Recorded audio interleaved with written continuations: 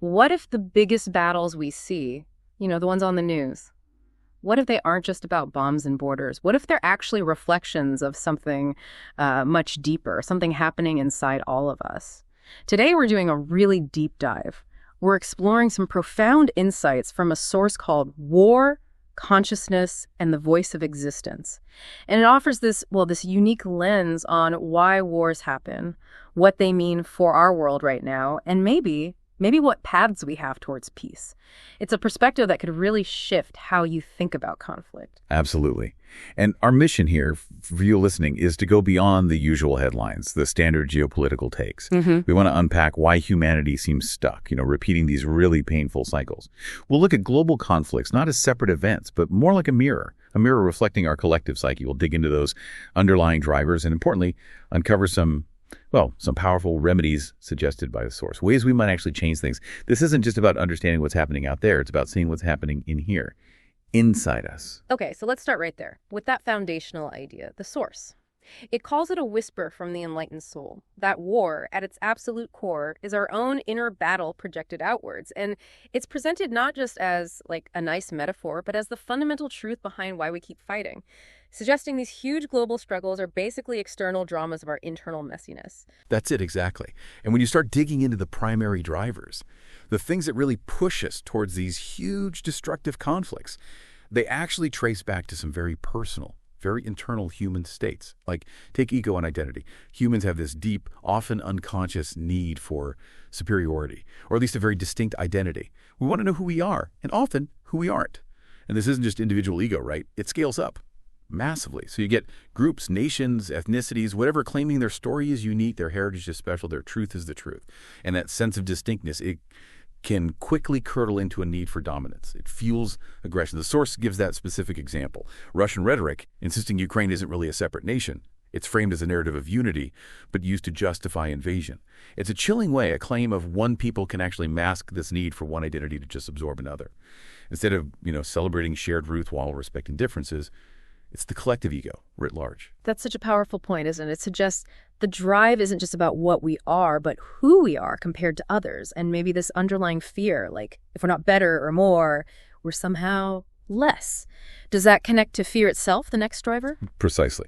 It leads right into it. Fear and insecurity. This is often the fertile ground where ego-driven conflict really takes root. Think about societies facing big tensions. Maybe widespread poverty, deep uncertainty about the future, old historical wounds that never healed. These things make societies incredibly tense, prickly, vulnerable. And the source suggests that the mind, kind of like a scared child, demands enemies. It needs another, a clear bad guy. Why? So it could feel secure by defending itself. It's a primal thing, often totally unconscious. If we're terrified of losing control or scarcity, or maybe that past traumas will repeat, it's almost easier to invent or exaggerate an external enemy. It gives that fear a target. It lets us avoid facing the trickier, more uncomfortable fear inside. It's easier to rally against someone out there than sit with our own collective unease, right? Yeah, that makes sense. A defense mechanism, but one that pushes us deeper into the danger. And then there's the one that seems so obvious, but maybe has deeper layers here. Desire and greed. We often say wars are about land, oil, resources, power, tangible stuff. And yeah, those things definitely trigger disputes. They escalate things into war. But the source brings in the sharp irony, it says. The soul plays jokes. While leaders count oil wells, ordinary people pay the blood price. That's not just cynical, is it? It feels like a really profound comment on the human cost. While these abstract ideas, resources, power get debated in fancy rooms, it's actual people, families, communities on the ground losing everything, their homes, their loved ones, their lives. The disconnect between that strategic game and the raw human tragedy, it's just stark. It's the ultimate paradox, isn't it? These grand strategies translating directly into just unimaginable suffering for so many. It really speaks to a deep collective kind of ignorance where we just fail to connect the dots on a human level, cause and effect. This whole perspective really does shift how you look at these conflicts that seem so external. Right. And the Voice of Existence uses this analogy. It sounds simple, but it's vivid. It says, imagine two children fighting over a toy. Each believes the toy is themselves. In quote. In war, nations often mistake territory or ideology for their very being. Wow, that hits hard. It implies the fight isn't just about getting something. It's about feeling like you'll lose yourself if you lose that thing. And that analogy is actually crucial because it reframes the whole thing, conflict itself. It lets us see war, as the source puts it, as a tragic comedy born of ignorance, like a shadow from an ego wandering in sunlight. Think about that image for a second. A shadow. It has no real substance, right? It's just the absence of light, a distortion when light gets blocked. So in the same way, from this spiritual viewpoint, war isn't some inherent unavoidable force. It's not baked into reality. It's more like an illusion, a projection, a distortion that comes from not knowing ourselves, from over-identifying with external stuff. It's tragic, obviously, because the suffering is immense, unbearable. But it's also a kind of dark comedy because the root cause is so fundamentally misguided. Mistaking a toy, a piece of dirt, an idea, a story for who you are. This flips our understanding completely. From war as an external clash of forces, something inevitable, to war as an internal outcome, maybe even preventable if we just examined our unconscious minds. It makes you ask, doesn't it? If we identified with the light inside, would we even cast such a dark shadow? Okay. So if war is this outward projection of inner states, what does that mean for the conflicts happening right now, the ones dominating our screens? The source suggests it's the same old play repeats under new banners, basically, and that every single conflict is like a direct mirror reflecting our collective psyche back at us. Not isolated incidents, but symptoms. Exactly. Symptoms of an underlying condition. And we see this pattern with, well, painful clarity in specific examples. Look at Ukraine, Russia. That full-scale invasion started back in February 2022. People often call it one of the bloodiest conflicts since World War II. Just a grim measure of the suffering. The numbers, they're staggering. Reports suggest over 250,000 Russian soldiers killed, maybe 950,000 wounded or captured. And Ukrainian losses, military and civilian, are also just devastatingly high, tens upon tens of thousands. And globally, you see the lines drawn, don't you? NATO, Western allies backing Ukraine with weapons, sanctions, Russia finding support elsewhere, Iranian drones, North Korean engineers. It's a whole geopolitical chessboard. But from this voice of existence perspective, the deeper thing being mirrored is, interesting, Putin's whole ideology about Ukraine and Russia being one people. The source is that reflects a hidden fear of separation, right? So spiritually, it's not just politics. It's framed as a fraternal quarrel, two branches of one tree fighting each other in darkness rather than sharing the sunlight. That imagery. It points to shared roots, a common origin, that instead of uniting, got twisted by fear and dominance into this brutal, self-destructive fight. It's a tragic example of what happens when the fear of being separate completely overshadows any joy in shared heritage. That makes the horror even more poignant, doesn't it? Yeah. Like a family just tearing itself apart, totally blinded by their own shadows, forgetting they came from the same place. It really does. Then you shift focus to Israel-Gaza, another brutal war raging with this renewed intensity since October 7th, 2023. The human cost here is also just devastating, though the numbers are often intensely debated. Gaza's health ministry reports figures like over 55,000 Palestinians killed, 127,000 wounded, mostly civilians, while Israeli losses from Hamas attacks and rockets are around 1,700. And again, you see these entrenched global support systems. The U.S. and Western powers backing Israel, Iran, and others supporting Hamas. But the enlightened soul perspective looks deeper than just land or politics. It sees each side genuinely believing they're fighting for survival itself, for a righteous identity, often rooted in incredibly deep historical narratives, religious beliefs. The source describes this conflict like siblings trapped in a house of ghosts. Fear of the other breeds endless retaliation, and every bomb is a cry that the world is failing to love itself. That house of ghosts image, it feels chillingly accurate, doesn't it? For a conflict so soaked in ancestral trauma, in history, in grief, it perfectly illustrates that cycle where the perceived threat from the other is just so overwhelming, it consumes everything, locking generations in fear and payback. Yeah, House of Ghosts. That really resonates with just the sheer weight of history there. It's like the past refuses to let go of the present. Absolutely, it haunts it. And then let's look at Sudan.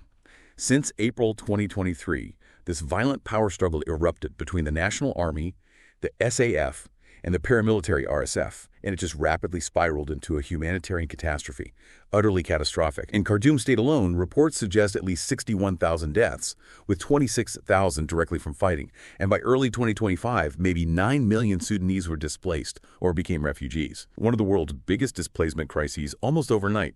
And guess what? External entanglement again. Arms flowing in from China, Russia, Turkey, regional powers like the UAE, Chad, Egypt, tacitly backing different sides, often for their own strategic reasons. But the larger lesson here, through this lens of consciousness, is how this internal war, this internecine conflict, shows how even our local fears echo globally, as if distant empires and families all see their own shadows when Sudan's people confront war. It's a specific conflict in a specific place, yet it vibrates with these universal themes: power, control, internal division. And it attracts these global players who project their own interests, their own anxieties onto the Sudanese tragedy. It just underscores how even seemingly distant conflicts are actually reflecting the whole global psyche. A microcosm. So when you look at all these examples, Ukraine, Israel, Gaza, Sudan, so diverse, so tragic in their own ways, what's the takeaway? The pattern seems undeniable, doesn't it? Across all of them, it's fundamentally the same unconscious drama of fear, pride, and the craving for identity.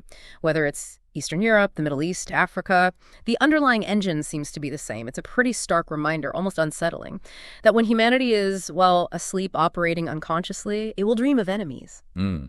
That feels like a really deep observation about our collective state, suggesting peace isn't just about treaties, maybe. It's about waking up. That profound insight leads right to the next crucial question, doesn't it? What if we don't wake up? What happens if these deeply ingrained patterns, this unconscious conflict, dreaming, just continue? And the source paints a pretty stark picture, almost dystopian, really. Yeah. A future where war isn't the exception, not the terrible anomaly, but normalized, just the pervasive state of things. Yeah, and it's a grim vision. It really makes you stop and think. Imagine if things don't change, war just becomes the background noise for kids everywhere. Growing up with conflict is just normal, the sound of sirens, the news reports, just part of daily life, mundane. And resources, already stretched thin, right? They'd dwindle even more because they'd constantly be diverted to feed this insatiable need for conflict. Think about it. Governments prioritizing huge armies, fancy weapons over basic stuff. Schools, hospitals, clean water, even bigger things like climate change, famine. Society's whole fabric would just get twisted, drained to support this endless fighting. And hanging over it all, that terrifying threat: nuclear weapons, always there, creating what the source calls a paranoid rhythm of suspicion, a grim comedy played to an empty house. That's a chilling thought, isn't it? Humanity locked in this destructive dance, always suspicious, thinking security only comes from more power. The enlightened soul's comment on that future is, wow, we have become like gods in name, yet still more like frightened children. We have all this power, right? Science, technology, we can do amazing things, yet we're still trapped by these basic unexamined fears, acting like scared kids, but with incredibly dangerous toys. It's just a tragedy of wasted potential. But here's the crucial part. The source doesn't just leave us there in despair. That's not the point. It offers this powerful, transformative alternative, a future that actually blossoms if consciousness awakens. And this isn't presented as just, wishful thinking or naive idealism. It's framed as a realistic possibility, a deep, real potential. But it hinges on a fundamental shift, a shift in our collective awareness. And this hopeful vision, it's really inspiring, a total contrast. Imagine people everywhere starting to see themselves not just as us and them, not defined by these lines on a map or labels we stick on each other, but as one interconnected humanity. That alone is a massive shift, isn't it? From tribalism to kinship. And in this future, education isn't just about facts and job skills. It's about cultivating deep empathy, critical thinking, understanding our shared existence. Art isn't just entertainment. It's a universal language, building bridges. And inner practices like meditation, mindfulness, they help us see what is sacred in each other, recognizing that spark, that shared humanity in everyone. And borders, those lines that cause so much conflict. In this vision, they become gardens, places of beauty, exchange, connection, not walls and checkpoints. Nations learn hospitality, genuinely welcoming, learning from each other, not fearing or exploiting. And alliances, they form around compassion, not just trade deals or military pacts, guided by shared well-being. Our big projects shift too. We focus on healing Earth, not carving it up for the last drops of oil or whatever. From extraction and dominance to restoration and harmony. And the voice of existence gives this really potent image for it, turning swords into plowshares. But not because some law forces us to, or politicians make a deal, but because every child taught empathy plants a seed of peace in the soil of tomorrow. It's like a grassroots revolution, isn't it? Starting in hearts and minds, built on connection and empathy. And this vision, the source is really clear about this, is neither naive nor dogmatic. It is a realistic possibility if trends shift from division to unity. It's not some fantasy utopia. It's presented as the logical outcome if we choose a different path, consciously, because the alternative, that grim future we talked about, that's just an extension of today's sorrow, magnified over generations. It's just continuing the same unconscious patterns, leading to more suffering, just bigger, more devastating. So the only road to real, lasting security, according to this perspective, it isn't more weapons or clever politics. It's the awakening of the human spirit, where war loses its purpose and peace finds its reason. It's a deep call for inner work as the ultimate path to global security. and flourishing. Okay, so that leads us right to the practical part. How might we actually shift these deep patterns? The enlightened soul offers these simple yet profound antidotes to war's poison. And the focus isn't really on politics or force, is it? It's more about inner transformation, social awakening, like tending the roots of conflict inside us, not just hacking at the branches. Exactly. And these antidotes, even though they sound spiritual, are actually incredibly practical, grounded. First up, education and conscious learning. The core idea, education, the right kind, truly transforms people and societies. UNESCO says it right. Learning plays a transformative role in shaping a peaceful future for all. But we're not just talking reading, writing, arithmetic here. This is about cultivating critical thinking, deep empathy, a real sense of global citizenship. Like UNESCO's peace education guidelines push for, think about it, kids who learn about different cultures, who hear history from multiple viewpoints, who grasp our interconnectedness. They grow into adults who are way less likely to demonize the other. There are concrete examples, too. Schools using mindfulness or empathy programs. They often see way less bullying, less aggression.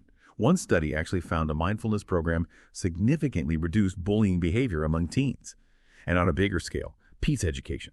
Teaching honest history, acknowledging trauma without creating victim narratives that can directly diffuse the fears and resentments leaders exploit, as the Enlightened Voice puts it, beautifully. Like gardeners tending a forest, let us nourish curiosity and compassion in young hearts, so they won't be fooled into picking the fruit of hatred. Unquote. It's about building this foundation of understanding that kind of vaccinates against division. That makes so much sense. You vaccinate against hate by cultivating understanding early on, giving future generations those tools for empathy. Okay, what's the next antidote? The second one is inner awareness and meditation. And the core idea here is just profoundly simple. War often starts in a restless mind, an agitated, fearful mind, whether that's one person's mind or the collective mind. Our own inner turmoil, our anxieties, our insecurities, if we don't deal with them, they easily project outward onto the world stage as blame, as aggression. So meditation, self-awareness practices, they're presented as direct remedies because they let you meet your own fears, your ego's demands, with a bit more gentleness, with clarity, without judgment.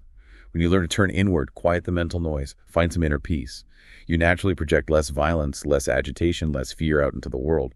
The source unit has that funny line. If generals had to chant a Wam before issuing an order, tanks might start driving in circles lost in bliss. It's playful, but it points to that deep link between inner state and outer action. Things like mindfulness, proven to increase empathy, patience, emotional regulation. So every calm breath you take in meditation, you could see it as a tiny rebellion against the inner war that fuels the outer ones, fostering peace inside that then ripples outward. I love that. A tiny rebellion with every breath. Sounds small, but yeah, across millions of people, it could be huge. So that's the individual. How does this connect outwards to empathy between people? Exactly. It's cumulative. Which brings us to the third remedy, empathy and dialogue. Creating safe spaces, genuine spaces, for dialogue, for mutual understanding. It's presented as absolutely crucial. The source points out when people from opposing sides, victims, even former fighters actually meet, speak honestly, share their stories, their pain, they often find this profound common humanity. It cuts through years of propaganda, animosity. Empathy is the bridge across that us versus them divide. So this perspective would strongly encourage things like reconciliation programs, interfaith dialogues that go beyond just theology and connect on shared human experience. Even just simple story-sharing circles and communities, letting people really listen, really be heard. It says poetically, hostages once became storytellers and bombs turned into lullabies when we learned to cry with each other's grief. Such powerful imagery, shared vulnerability leading to healing, connection. Practically, this means supporting things like global exchange programs, making sure refugee education respects dignity, promoting media that actually humanizes all sides in a conflict, not just creating heroes and villains. All these actions chip away at the prejudice built up by fear and lies. That idea, shared grief turning bombs into lullabies, that's a really moving picture of what healing could look like. So we've got education, inner work, empathy. How does power fit in? How do we shift those dynamics? Great question. That's the fourth antidote. Decentralization of power. Look, wars often happen because a tiny group holds immense power. They can decide the fate of millions, often unilaterally, impose the rule by force. So the spiritual remedy, maybe counterintuitively, is political. Distribute authority, spread out decision-making power, widely. When communities feel genuinely empowered politically, economically, socially, they feel less hopeless, less dominated. And those feelings of helplessness and domination, they often fuel extremism, resentment, violence. So this could look like stronger local government, community councils with actual teeth, maybe using technology for more direct democracy, giving citizens a real say. The enlightened voice might even chuckle at this, saying, instead of generals arguing over maps and palaces, let villages and towns talk it out under the same sky. Smaller, more responsive systems reduce that alienation that conflict feeds on. And there's research backing this up. More democratic, more localized systems tend to correlate with fewer wars, more stability. Things like citizen assemblies, regional autonomy. They can diffuse tensions by giving people a real stake in building peace, making it our job, not just their job up top. Right, shifting it from the few to the many. Peace as a collective responsibility. That makes a lot of sense. And the final antidote, it takes this really interesting turn towards humor. Exactly, the fifth remedy. Compassionate satire and joy. Sounds maybe light, but it's profound. Sometimes the most unexpected way out of darkness is through laughter. Gentle satire, poking fun, ironically, at the sheer absurdity of endless war, the inflated egos of leaders, the illogical nature of violence. It can actually crack open rigid thinking, those hard-set narratives. The enlightened one might make quips, politicians showing up to peace talks with popcorn, or imagining rockets returning like boomerangs, reminding us how aggression comes back around. Humor, at its best, reminds us we're all human, we're all frail, we're all a bit absurd sometimes. It cuts through that self-important seriousness that fuels conflict. And beyond satire, just celebration. Celebrations of peace, cultural exchange, spreading hope, unity, music, dance, art. They speak a universal language, right? They cross borders that politics build up. Imagine peace festivals, shared art projects, murals, concerts, plays bringing people from enemy groups together in creativity, in shared joy. In these ways, the source suggests love and joy become subtle revolutions against the grim machinery of war. They chip away at the seriousness, the self-righteousness, the grandiosity, reminding us there's a lighter, more connected way to be. It's important we mention, though, the source reminds us, none of these remedies guarantees overnight miracles. This isn't like flipping a switch, is it? No, absolutely not. And that's a crucial, realistic grounding point. This isn't about instant utopia, no magic wand. However, the source insists every act of kindness, every moment of understanding weakens the chain of unconscious violence. Think of it this way. If fear and ego are the deep roots of war, buried in the soil, then compassion and awareness are the gentle, patient, but ultimately effective weeding. Yeah, the big power structures, the ones benefiting from division, they might resist. Of course they might. But as the source says, even a single awakened human soul is like a star dispelling darkness. Every single person who chooses awareness over ignorance, empathy over fear, connection over division, they add to a collective shift, making the ground fertile for a different kind of future, a more harmonious one. It's ongoing work, conscious effort. So as we wrap up this deep dive into war, consciousness, and the voice of existence, maybe you should hold on to that powerful message the voice shares, that cosmic whisper through all the noise. Peace is not an impossible dream. It is only a different choice. Exactly. And so maybe the final thought, the challenge for all of us listening is this. If we choose to really look within, if we start to see these global conflicts as mirrors reflecting our own collective minds, our fears, our egos, our identity cravings, then we realize we actually have this extraordinary power, the power to choose a different reflection, to start reflecting something else outward, a reality where our shared humanity is just undeniably stronger than our deepest fears, where compassion outweighs division. So the question becomes, what choice will you make today, even in a small way, to reflect that peace outward into the world?